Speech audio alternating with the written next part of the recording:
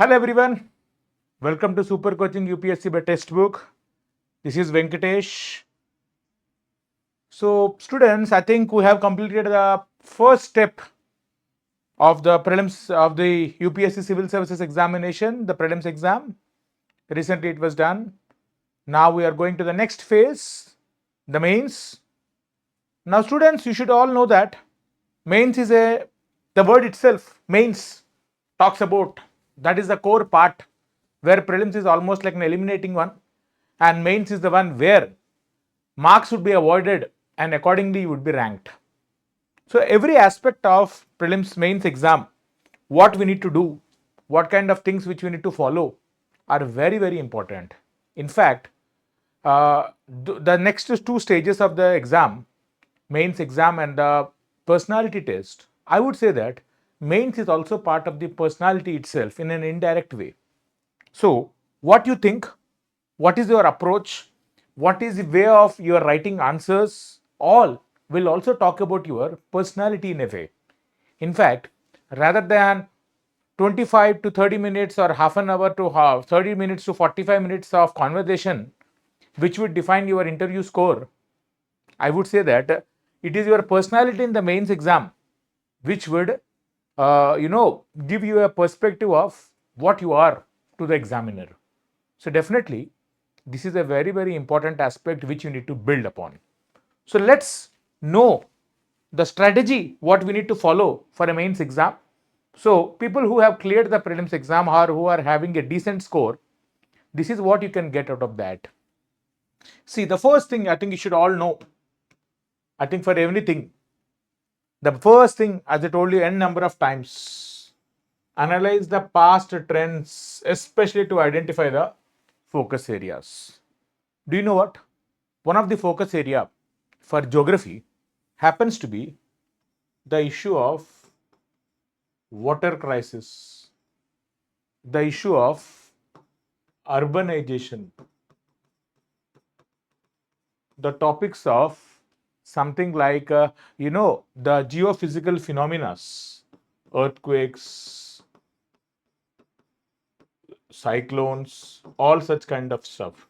So if you see the topic, if you see the trends, every subject will have a particular trend. You need to identify that particular trend and focus on. That is why past trends, especially for the last 3 to 5 years, you have to do a thorough analysis of that. One important announcement to all of you. At Textbook, we are launching this thing next week where I would be discussing about all the strategies and the focus areas, the answer writing techniques, the key themes, the model answers, the important topics for the next few days, the important topics for the upcoming days. What are the important MC mains questions can be asked? What should we write? Content and all. We are doing at Textbook for all the subjects. You will get it from next week. Please watch it out for the all the notifications and all. Subscribe to the button so that you will be regularly informed, and also be part of my Telegram channel so that you will be ready-made informed about all such kind of stuff, right? So this is the first thing you need to do. Analyze. Once you analyze, let's go to the next level. What do you need to know? Now understand your own strengths, right? You need to customize. What do you mean by customization? Some of you are, say for in geography, you might be poor in, say, in drawing the diagrams. That should not be that should not hinder, that should not be acting as a negative curve for you in the exam. Then what can you do? Yes, you can draw some minimum diagrams. You can practice some new things. Have some kind of diagrams as part of the 8 questions you will write in geography in the paper 1. Then you can substantiate or you can compensate your loss of not able to replicate in a for example, in a something like in diagrams, you replicate that in your examples, your conceptual clarity, your way forward, your solutions, your substantiations of the examples. That is where, as I see your answer, I might feel that, this fellow could not have a wonderful diagram, but the kind of conceptual clarity and the kind of substantiation he or she has done, I was mesmerized. That's what you have to give the feel good factor for the evaluator. That is number one. So refine and customize. Then, whatever, you have to have a time management. So you have to write your answers, say for a 10 marks question in 7 minutes, and a 15 marks question, say around 9 minutes. So if you do that, for that to happen, somewhere if you are reaching this, for that you have to have a rigorous practice. Only then you are able to write these things. So these are very, very important for your upcoming days. Now, moving forward. So I was trying to tell you some of the learnings I had as I analyzed the paper of the last few years is definitely the most important thing I have observed was they are focusing on testing your analyzing skills, your viewpoints on a certain thing, your approach on certain thing, the way you are trying to read a certain subject. They're testing you on that kind of analytical skills, even in history. For example, last year there was a question on explain the geographical reasons for what do you say? Explain how railways have changed the geography of a region. So from the historical point of view, they asked a question on that. That tells about you have to see the approach of introduction of the railways, how it has changed the economic social impact of a region in that region as part of the colonization drive, where you can see that as part of the India's colonization, you can clearly see that the majority of the railways constructions which has happened during the pre-independence era, it is all correlated with respect to exporting of the raw materials from India to there. It is based on the philosophy of export of raw materials and import of the finished goods. So such kind of things, it happened in India, in USA, it happened in, sorry, not in USA, it happened in, to a certain extent, in a negative way, even for Africa, for Australia, you have to identify such kind of examples. So the role of railways in this economic and social impact, this might be the negative. There might be also a positive thing. In Siberia, we have something like Trans-Siberian Railway Line, which was constructed, which was helped in the redistributions of the industries, growth of new industries, redistributions of the population, and all such kind of stuff. So what we are trying to tell you is, as you read whatever the subject, have this idea of analytical, critical thinking of understanding rather than rote learning. Then,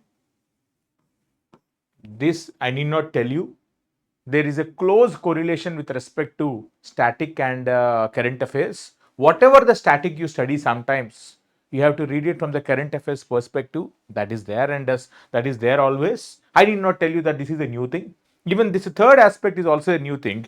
You should have an interdisciplinary approach. Often some of the questions which were supposed to be asked in GS paper 3 were asked in GS paper 1. So when you have such kind of challenges, how can you do that? You can do that only when you are able to do this in this kind of interconnecting the subjects from one subject to another and all those kind of stuff. This is also very, very important, right? Moving forward, the reasoning, especially on the paper 4, ethical reasoning, the dilemmas, the case studies, the viewpoints you see it from international relations, from the current affairs, from the case study of, thing like the recent Pune Porsche case. What are the ethical issues involved in that? So if you connect in that kind of the international level, national level, society level, even at a household level, even from getting examples from various aspects of what you know as part of your knowledge curve, you can use this kind as part of your ethical reasoning, which will fetch you marks in your essay point and ethics point, right? So this is very, very important. Then one important thing which I would like to tell you is, for me, if there are any two important ideas, if I wanted to push you for the next 3 months, is these two things. I mean, these are the for the next two important ideas for the next 2 to 3 months would be mains answer writing and the brainstorming. What do you mean by brainstorming? For example, I try to read something like ocean currents.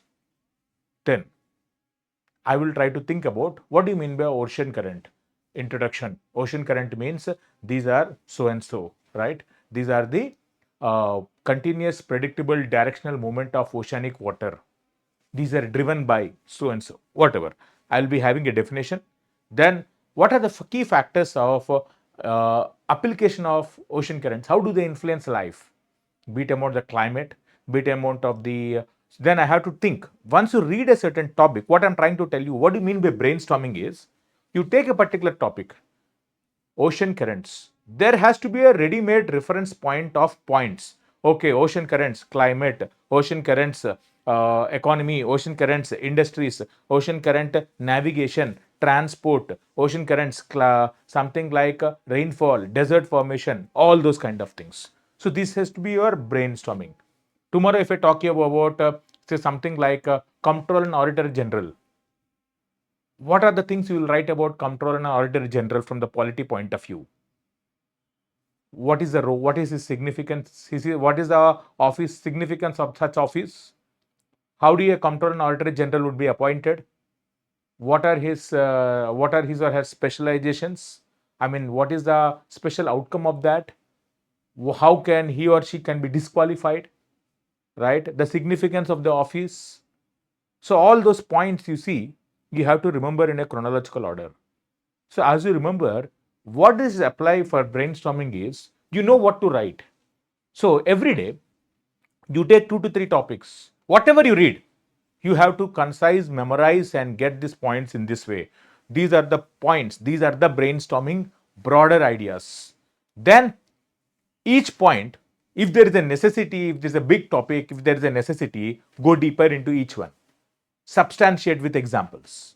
So think there is an idea, there is a progress. You have to be creative in terms of this. The creativeness of the such things is examples.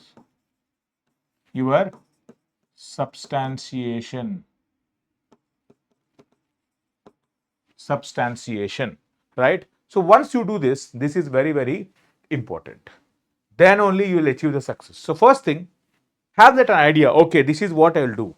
This is what the brainstorm approach. These are the points for every subject. Say inflation. What are the points you wanted to write? Say for something like, say for freedom struggle. How do questions are asked from the mains point of view?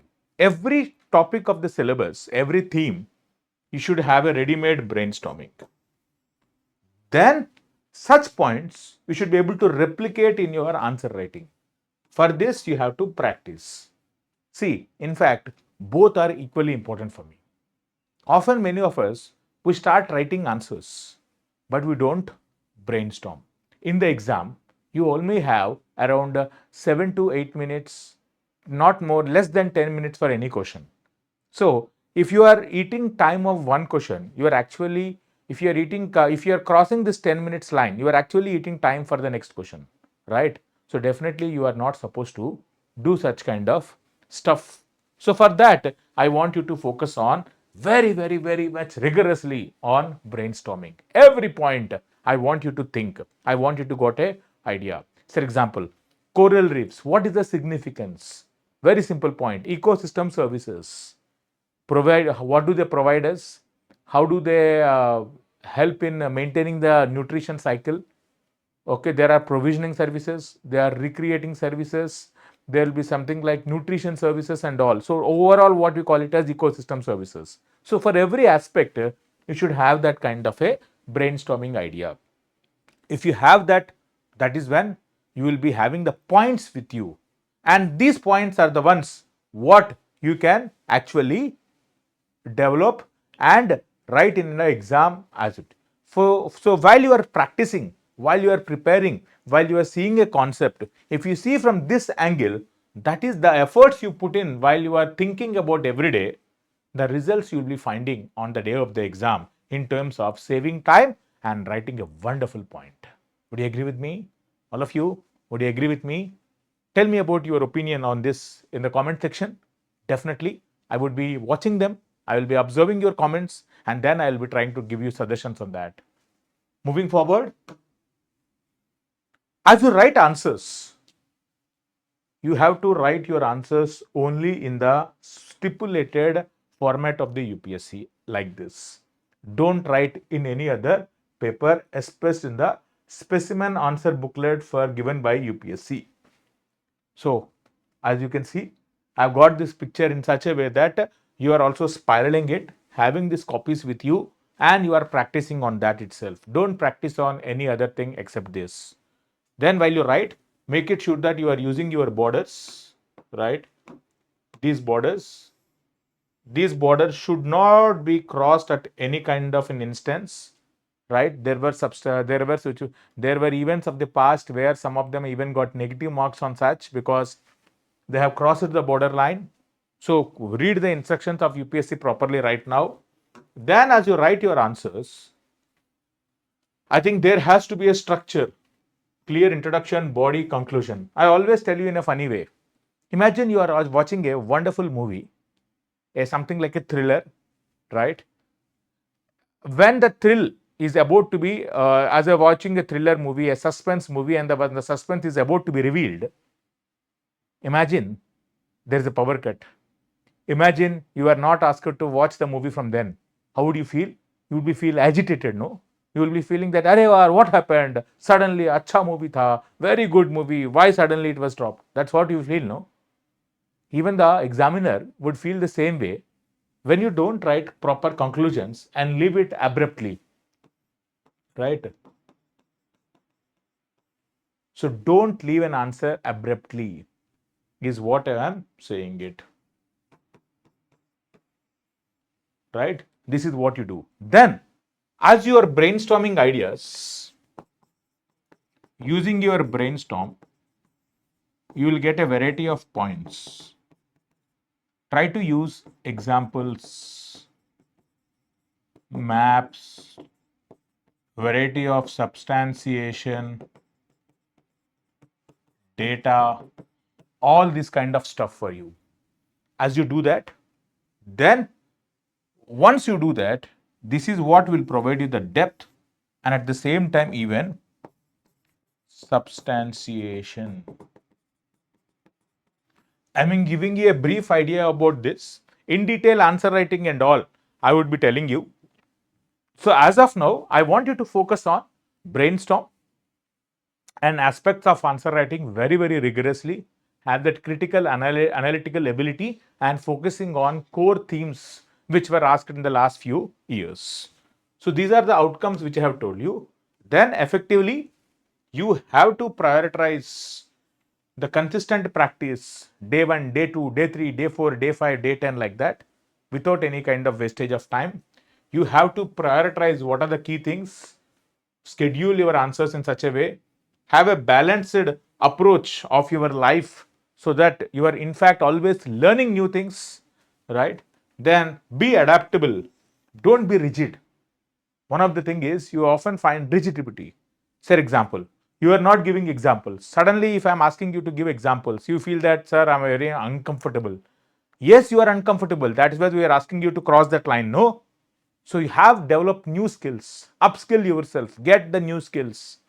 That way, you will be getting new ideas, you can make adjustments. Say plan A, plan B. Often many of you often also don't write any kind of, mind maps and diagrams.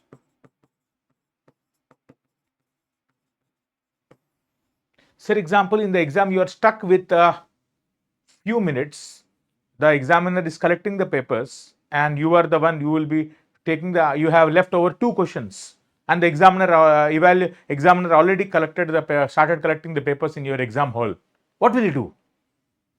So instead of focusing on one particular answer at that point of time, what you need to do is you have to have some kind of mind maps and some of the basic points and start writing about that answer. At least you will get 4 marks 2 marks about one question, 2 marks about the another question in the fraction of a second. In the last few minutes, you'll be able to get at least around 3 to 4 marks. Imagine 3 to 4 marks about every paper.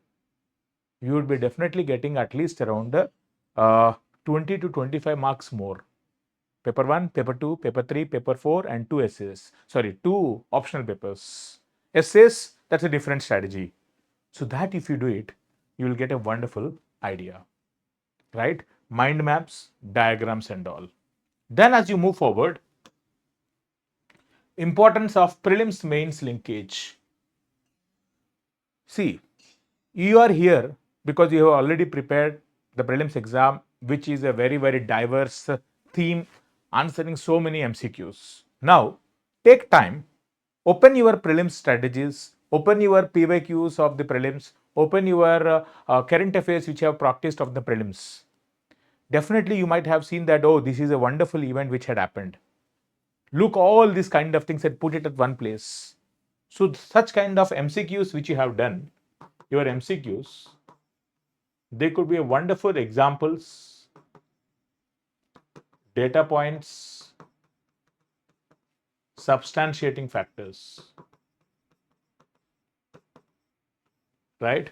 Definitely use that approach for you. So the knowledge which you gained out of prelims should be converted for mains as well, right? So that's what you do. So you will apply the concepts, you will have a comprehensive knowledge, how you will integrate, and later on you will worry about the time management. So this you do that would be giving you more dividends. People who are even could not clear the prelims exam, the next 6 months should be on your mains. What will you do if you clear prelims? Nothing, no. Unfortunately, you have to clear the mains exam. What will you do with writing just prelims exam? So you have to qualify for the mains. You have to write your mains answers very well. These are what steps you need to follow. As you follow this, every day when you do it, you have to prioritize the tasks. You have to create a schedule. How many topics are you preparing? What are you writing? How are you adding knowledge? Now, utilize this Pomodoro for your brainstorm, for your answer writing. I think you all have this Pomodoro stopwatch technique which will enhance your productivity. Definitely don't do that for your, these kind of ideas of sitting and writing, sitting and studying. I don't half an hour Pomodoro, I will do this and all. Stay at one place, stay for 2-3 hours, read and go. No, why worry about half an hour of reading and then going away? No, I don't believe in the Pomodoro technique of reading, but definitely that Pomodoro technique of answer writing, strategizing, answer writing, brainstorming, very, very important. That you do that, then definitely evaluate your progress. How is your answer writing is able to done? Are you able to do it very well? What are the brainstorming challenges you have? All of this, evaluate yourself so that you'll get a fair idea about where are you standing. Once you do this, right, then that is where you have to decode your syllabus. So you have your general studies, you have your optional, you have your essay. Now, generally, one of the strategy many of you will follow is focus on your optional, essay and ethics. Ethics, optional, essay is what many of the people would be suggesting you as a strategy. Okay, that is the strategy, but doesn't mean that GS 1, 2, 3 can be ignored as well. So there has to be different themes, observe different dimensions, and you have to focus on all these things simultaneously by maybe you have special analysis, maybe an extra edge towards these things than the normal. As you do this thing, you identify the syllabus and focus on all the breakdown of the syllabus and the key themes. For example, what are the key themes in history? What are the key themes in geography? For example, for a topic like patriarchy, what are the dimensions dimensions. So one, themes, then brainstorming. Get that. Be ready with such kind of stuff. Then similarly, every subject, geography, identify the key themes. I told you one of the key theme that happens to be water. One of the key theme happens to be like urbanization, though it is linked with society as well. Yes, there were different dimensions of questions where sometimes it was asked from society point of view and sometimes from geography point of view. Both you can do that. Then they also asked about other themes like, say for example, minerals and industries, industrial growth, transport.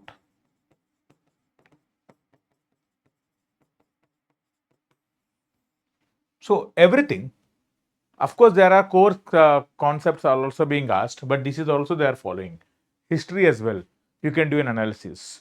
Our uh, whether it is the Kawal sir here or else Arafat sir, both they would be helping you on having a right strategy and the identifying of the core themes across the subjects of history.